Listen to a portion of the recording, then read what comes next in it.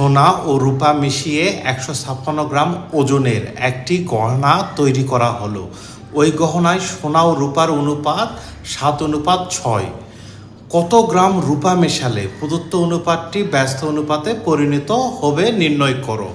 ক খ আমরা আগের ভিডিওতে দেখেছি। এখন সমাধান ধরি। ক গ্রাম রূপা মিশালে প্রদত্ত অনুপাতটি ব্যস্ত অনুপাতে পরিণত হবে।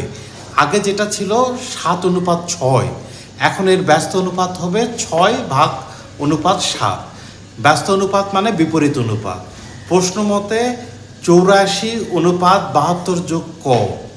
84 হলো সোনার ওজন আর 72 হলো রূপার ওজন। এই 72 গ্রাম রূপার সাথে ক গ্রাম রূপা মেশালে 6:7 হবে, বা 84/72 যোগ ক সমান 6/7। অনুপাত মানে ভাগ।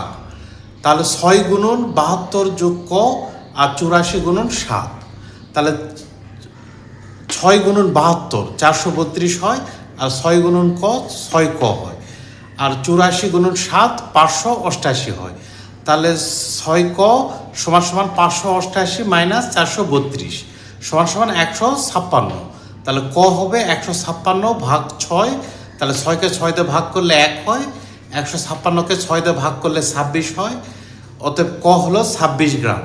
অতএব 26 গ্রাম রূপা মিশালে প্রদত্ত অনুপাতটি ব্যস্ত অনুপাতে পরিণত হবে